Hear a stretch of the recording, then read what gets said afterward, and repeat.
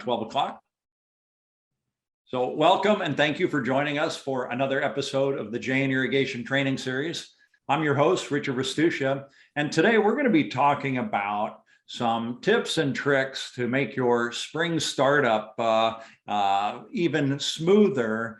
But more importantly, when I think about a hack, right, I think about many different things. But in this application, this is ways to use the Jain Logic software in a more efficient, easy manner. Now, remember, Jain Logic's the software that literally thousands of growers and ranchers are using all over the United States to save water and increase yields and just be better managers of water.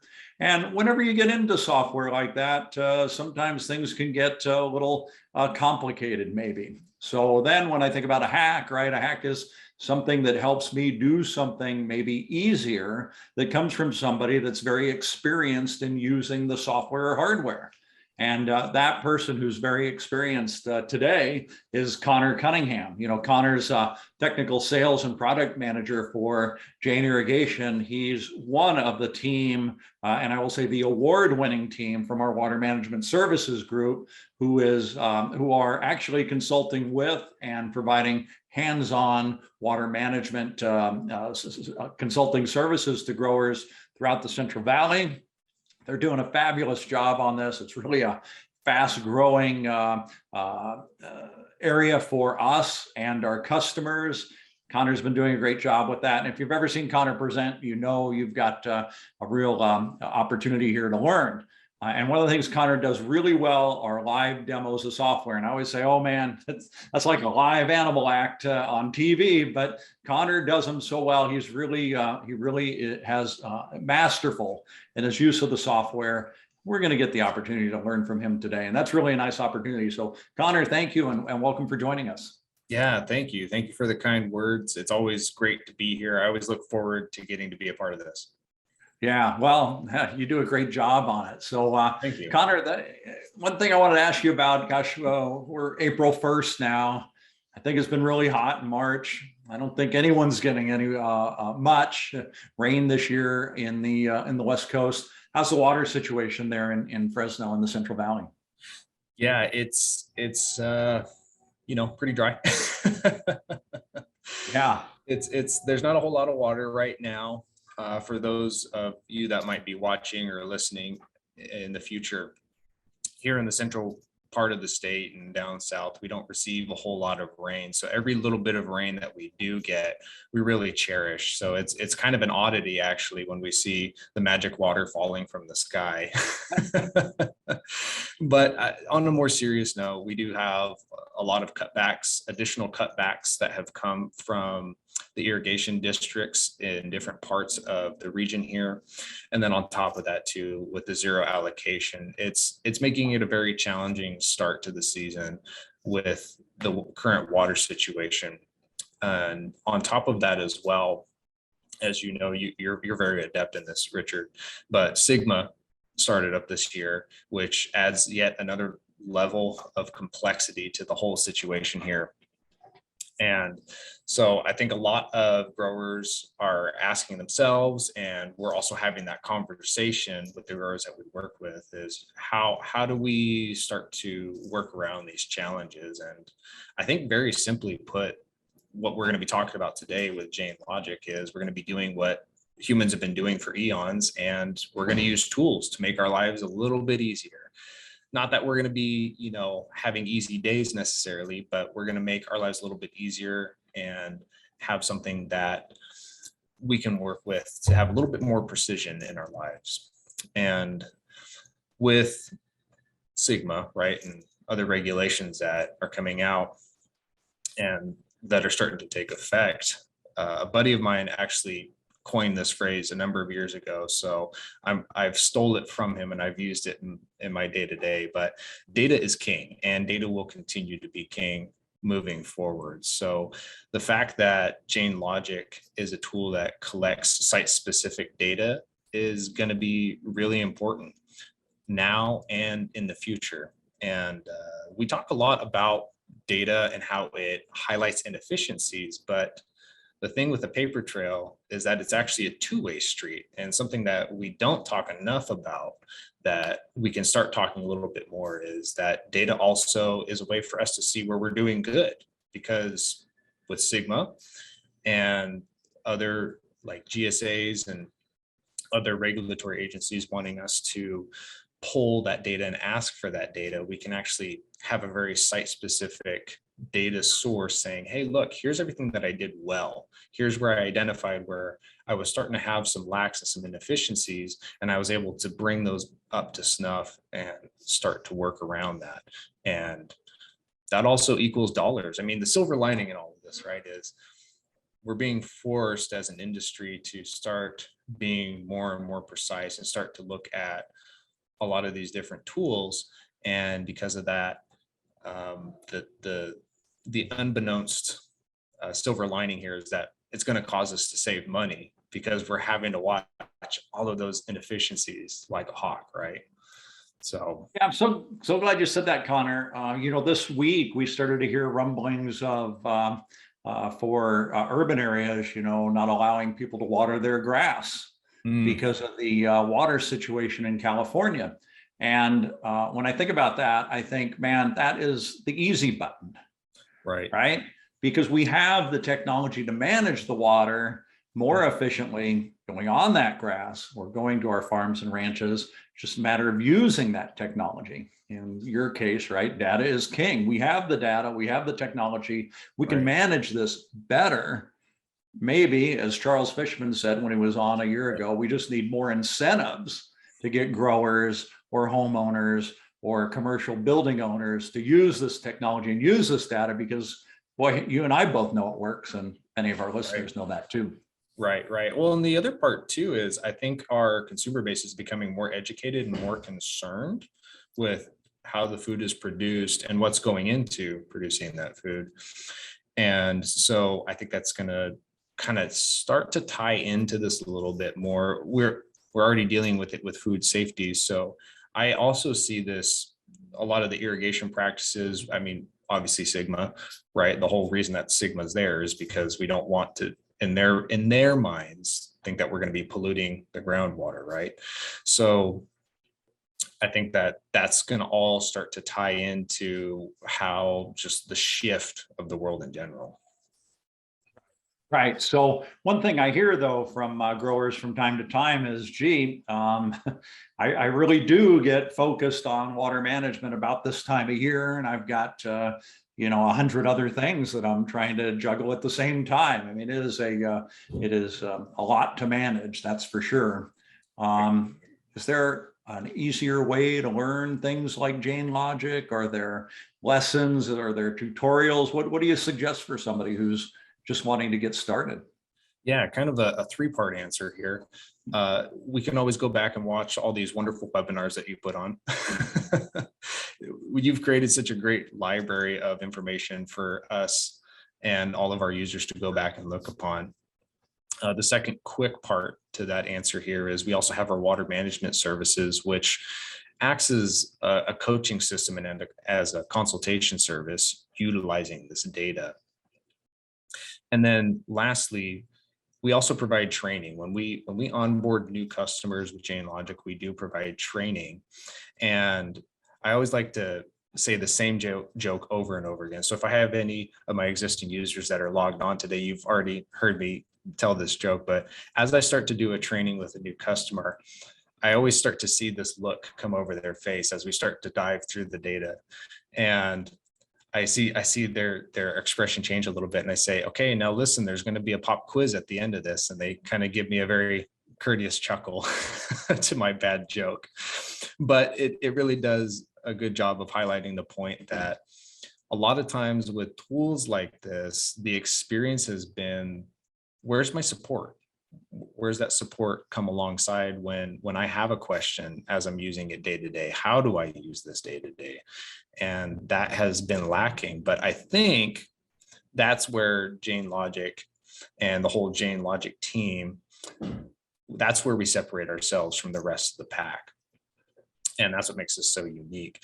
Unfortunately, Dave Lindsey wasn't able to join us today, but having him on our team, starting from the field, installing things in the field all the way to the end result where we're doing that onboarding training and we have that ongoing conversation with your account manager, that end-to-end experience is also what, again, continues to separate us from the rest of the pack, because we're very hands-on from the beginning all the way through. And anybody who's had any interactions with Dave Lindsey knows that he's very, very technical, very, very smart. He's a huge asset to us, and he's also a huge asset to any of the growers that work with us.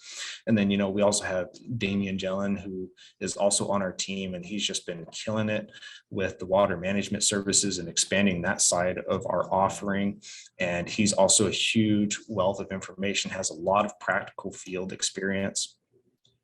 And then myself, I really like to try to make sure that I've always got that close contact with the growers that I work with. We all do, but I think, again, that's just the culture that we bring about, making sure that people feel supported and that end user experience is one of support. Because the last thing that we want to hear is, if we were to call one of our growers up, we don't want them to say, well, hey, who's my person that I need to contact? Right. And then B, we don't want to hear them say, well, I don't use this system because I don't really understand what's going on. So that we really have put a lot of effort in to make sure that folks feel supported and that they feel like they understand what they're working with. And that's exactly what we're going to be talking about today, right? Continuing to dive in. Yeah, but boy, you guys have done a really good job. And I can think of 4 growers that we've got interviews of on our training series that all have said the same thing, that they've tried technology before. They felt like they were kind of pushed out there and told good luck. But with Jain Logic and the team, it's been completely different. And they feel like they have a partner, a teammate, a coach working with them side by side. And they've been very successful as a result. Right. And so that's actually a good point, because the growers have been pitched by every Tom, Dick, and Harry since the early 2000s on this soil moisture probe or this sensor or this automation package.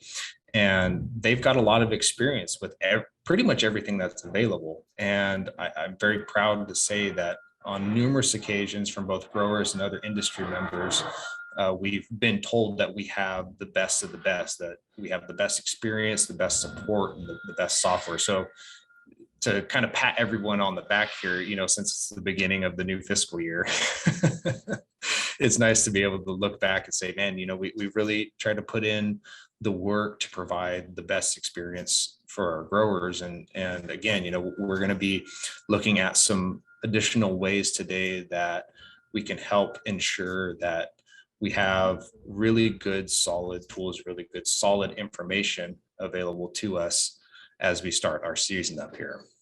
Yeah. Well, listen, I'm excited to see some of the hacks, and I know we're going to do it live. So that's right. Why don't we get into it? Perfect. Well, let me share my screen here so that way we can jump into it here.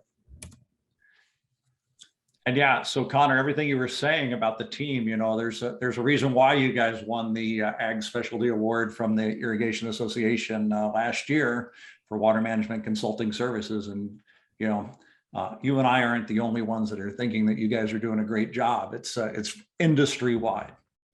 That's right. And it's a little sheepish of me because I don't like to call those things out in my life personally, but being as it's a team effort, it feels good to be able to call it out and be able to talk about it. But one thing I always think about when I look at Jain Logic or software in general is I tend to get overwhelmed with everything that there is in there, right? Whether it's CRM or Excel, there's just so much. And I think, man, what am I doing with this? Am I doing the right steps first? So, that's kind of where I wanted to start is, when you log on to Jain Logic, what do you see first? What do you go looking for first when you're trying to evaluate water for somebody's ranch? Yeah, that is a great question. And the way that I like to start off doing trainings with growers, and I think the best way to explain it is the Jain Logic is set up in such a way that you can have both semi-casual users and very complex super users. And the reason for that is because Jain Logic set up in a way where you can kind of start from a 30,000 foot view and start to work your way down and hone in on the areas that are important to you. So typically probably the easiest and most easiest place for a lot of people to start to make that mental leap is starting with the soil moisture probe data. And then also our forecast is another great place to start as well, because those are two things that seem to be familiar. That was the word that was lost on me just now. Familiar. You found it. Yeah, exactly. It was coming back. It's Friday, right? So to begin with, Jain Logic has a lot of color coding that's involved with it, which makes it really easy for people to understand, whether depending on their technicality level. So right here on this account, I've hidden the customer's identity, so that way we can come in here and look through some real live data that's actually being reported right now. But you can, at a glance, see what the status is of each of these fields with these two icons right here. So I'm actually going to zoom in a little bit on this first one right here. And we can see this field. We can see the status of the soil moisture with that little icon showing us that the moisture is green. It's in a good zone. And the background of that icon is blue, letting us know that water is running right now. So if you're looking at this from a management standpoint, if maybe you're a manager and you're telling your guys to go out and run a specific irrigation schedule that you've come up with, this is a way for you to have some checks and balances, because again, it's Friday, right? And maybe you want them to stay till 8 p.m. tonight, but maybe they want to knock off at 7 or maybe 6:30. It's a way for us to have a little some checks and balances.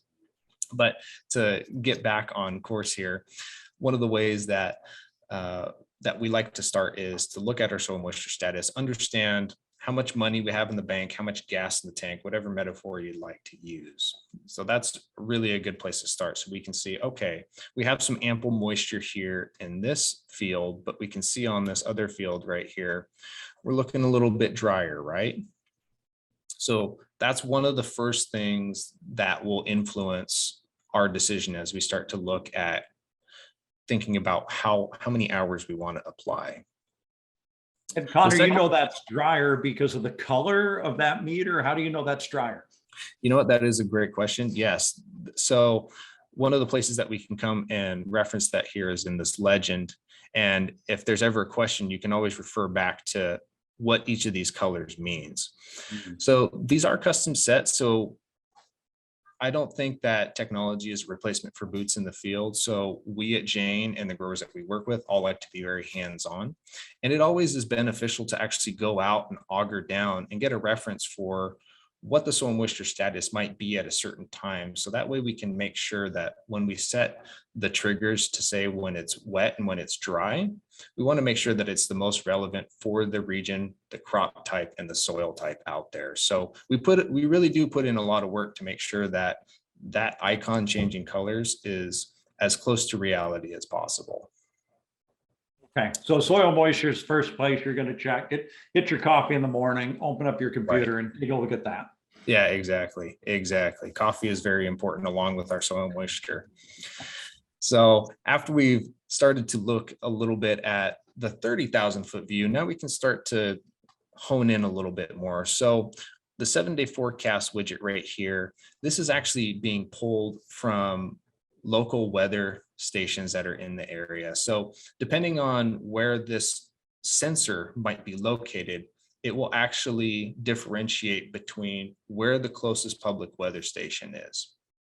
So these two sites might be far enough apart that they might be drawing from different weather stations. And that's important because, as we all know, sometimes two blocks might be quote unquote neighboring each other like these two are, but they might actually be in different microclimates. So having access to some really fine-tuned weather forecasts is very helpful. And so we can see right here in our forecast, we have forecasts for our ETO, what our water consumption is, humidity, max temp, min temp, and our wind as well. So if we're trying to plan our sprays, we want to make sure that we want to know what the wind might be, so that way we're not getting in trouble with with regulatory agencies, or that we're not wasting our money by having it be blown not on the crop. So Yeah. A lot more than just a water management tool. It is it's helping you manage some other things. So on this max temperature now, so the solid red line is the forecast, right? It's gonna, this is live. It's gonna get hot next week. yes. And the dotted line is the historical average. Is that right? That's right. That's right. Yeah. Good eyes. Good eyes. And so I like this example here because I've talked to a number of growers who will say, well, once my trees or my vines are old enough, I don't really need a tool like this, right? Because it's going to be the same thing year after year. That's partially true, right? We know that we're going to want to put on about 3 acre-feet of water in vines. We're going to want to put on about 4 acre-feet of water for trees, or for almonds specifically. But there's going to be some differences. We're going to have some weird heat spikes and some weird rain weeks back to back in March. And we might have a war in Ukraine causing our fertilizer prices to be spiked. So those are some of the things that we can't really account for, like I mentioned in the last webinar that I had presented at. And those are the things that make those minute differences that can add up, and we want to be able to work around those so that way we aren't throwing money out the door. So that also helps us to understand too, how do things change year to year, because I may have been doing something this week last year, and with the weather being a little bit different, I might be making some of those minute changes that ensure that I'm not going to be throwing money out the door. So this is definitely another place that I would come and look. And then one of the other 2 places that I would come and look as well is I like to come to our latest readings right here. And I like to see the actual numbers of what the soil moisture status might be per depth on my soil moisture probe, because we know that the top foot will dry out, but there might be more moisture down below depending on the soil type and the soil profile that I have. So I could quickly run through here, see how much water I have to work with, and maybe I might be able to delay my irrigation a couple more days than I was expecting to, just based on my soil moisture status at this time. So I love that because, I liken this to a gas gauge. Right. And if I didn't have a gas gauge and I was traveling from Fresno to Bakersfield, I would be stopping often and topping off. I'd be adding gas that I wouldn't necessarily need. But if I ran out, disaster. So I think that's the tendency, right? If you don't know, you keep on topping out so that you don't kill your trees. Yeah, exactly. And it's a lot of growers have been on edge about when do I start applying water and how much should I start applying? Those are the 2 biggest questions in irrigation. And I actually just was listening to a podcast from the UC Extension where they were actually talking about this. What is the best way to understand when do I start irrigating? And one of the methods that they talked about was actually utilizing soil moisture probes, because you can really see after all the winter rains and after all the winter irrigations that we apply, where do I sit? And we've had some weird weeks recently where we've had some really hot weeks followed by some really cold weeks. It was like we were going from summer to winter to summer again. It was very strange. So even the UC folks are saying that having a tool like this really helps you to understand where to start and how to start. Some of the water management service folks that I advise for, on a number of the blocks, not all the blocks, but on a number of the blocks, I've still recommended and suggested that they hold off irrigation last week because they still had enough moisture in the soil. So right away, we were already getting savings just by hopping on here, looking at the soil moisture probe, understanding how the soil was interacting and holding on to that moisture. And what a valuable tool. I mean, it's just being able to see under the soil line. There's really no other way to do it. Exactly. Yeah. So it's it seems like a lot, but just with a little bit of guidance and working with your account manager, a lot of this can be demystified, and you can really start to understand from somebody who knows this really well, how do I use this on a day-to-day basis? So by being able to understand that we have our icons that are custom set, and we have our forecast that is constantly being updated. You can jump on here in the morning and see what the forecast says, and then jump on in the afternoon, and there it might be a little different. So this is something that's dynamic, that's always updating, and is a very important tool. We use this as part of our water management services, making sure that we're providing the best and most accurate recommendations based on really, really reliable data. And so another place that we can come is actually right here to this infiltration widget. This is something, again, that is a differentiator for us and probably one of our most popular data points that we work with. So I'm going to zoom in on some data points here so that way we can get an idea. So we can see, again, we have things that we can look at a glance, and then we can also dive in. So we can see our soil surface right here, and we can see when we apply irrigation, how efficiently are we applying irrigation? So in this instance right here, we put on 8 hours, and the max depth that we got down to was 20 inches. So this may have just been a fertilizer event that the grower was putting on. But as we start to go through the season and we start to get heavier and heavier into the irrigation season, we're going to want to make sure that we're getting deep enough into the root zone that we've set for ourselves, but we're also wanting to make sure that we're not blowing water out the bottom, especially if we're putting nutrients on. We don't want to be flushing our money down the toilet. And so we can see that we've got our green band here in the middle showing us our target zone, our root zone that we're shooting for. And at a glance, we can see, hey, are we hitting it? Are we soaking it? Are we too dry, or are we not soaking it enough and we're short changing ourselves, or are we blowing it out the bottom?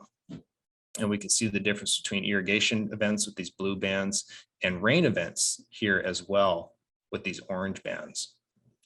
So again, at a glance, we can understand what's going on. We can start to understand how efficiently we're working, but then we can also start to get really minute and say, okay, 8 hours only got me to 20 inches. So next irrigation event, let's try 12 and see where 12 hours gets me, for example.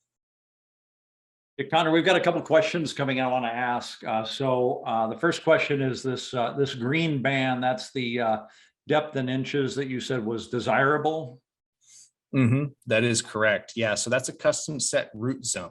So this is where we work with the grower. We understand the crop that's in the field that we're monitoring, and we can set a root zone. So that way it's a visual goalpost that we can set for ourselves as we're applying our irrigation. Okay, and then somebody else is asking, what is the blue vertical bar that goes from the top of the chart down to the bottom? That is also a good question. So this blue vertical bar is actually the irrigation event that was captured. So you can see, for example, on this one, there were 7.3 hours that were applied during this irrigation event. And this one right here was 8.8 hours, both of which I believe are most likely fertilizer being applied in the field. And then you can see the difference here. It's very tiny. They were very short rain events. I'll zoom in. So you can see that the orange bands are actually rain events that were captured by the weather station.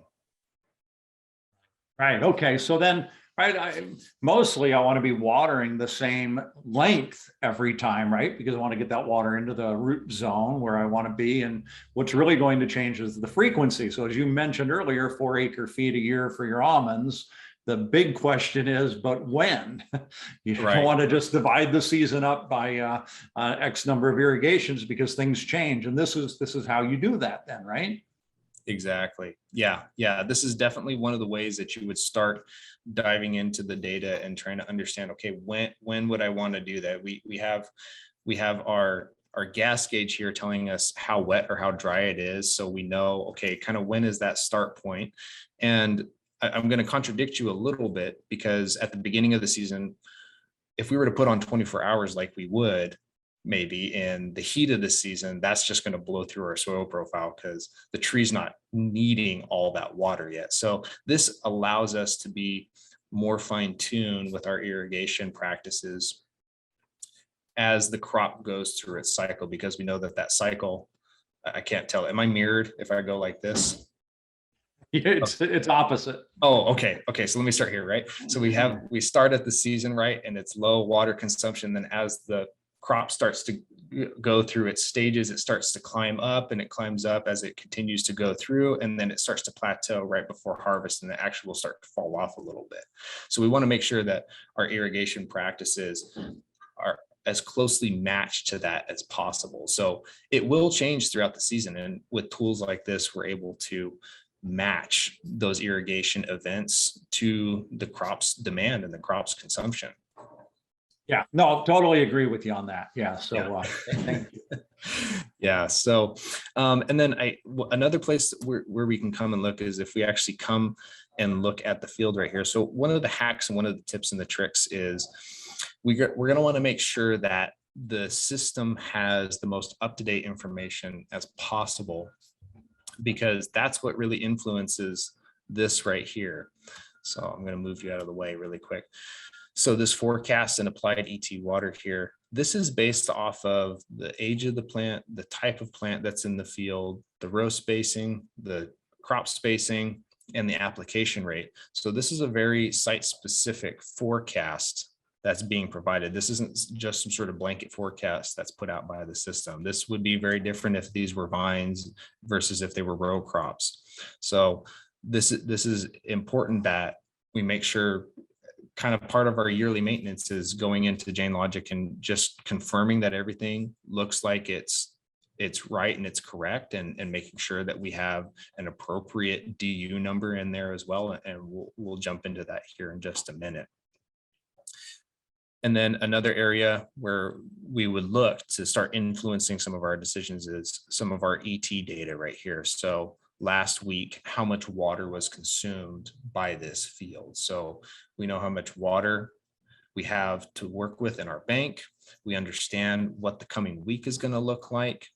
We then have our forecast based off of a crop model telling us what the universities and the academics believe is going to be needed for the coming week. And then we also look what was consumed last week.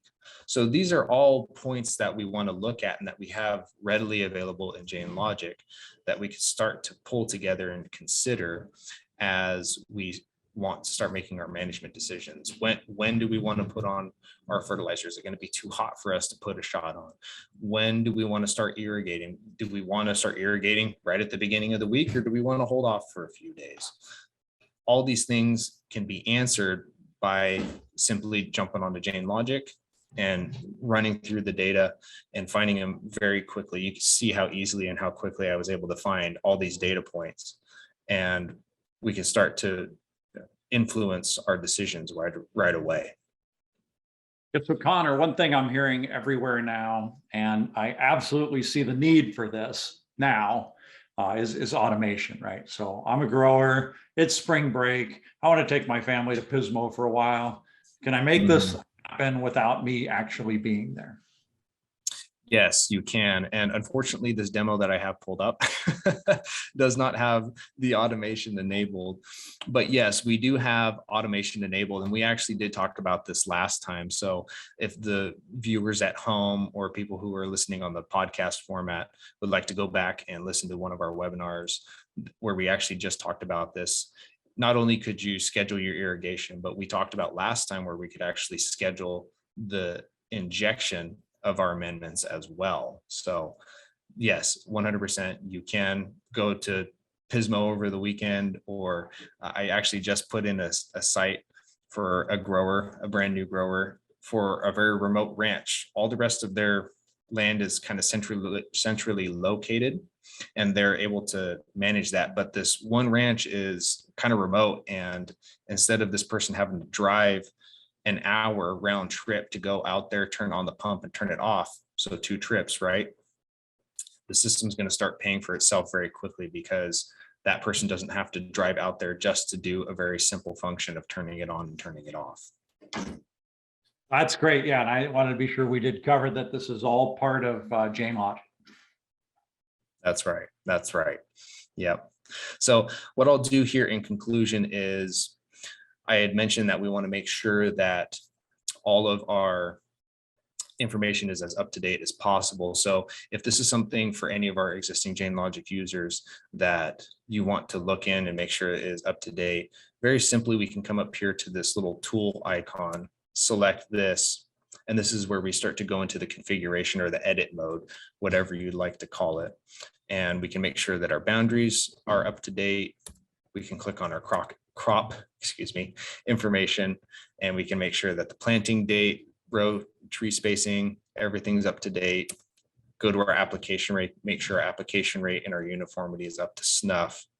And then as we go to our growth curves here, we want to make sure that we come in here and we update this every year. So we want to come here to January 1st of 2021, the most up-to-date year, and select that. So then that way that crop curve is as up-to-date as possible.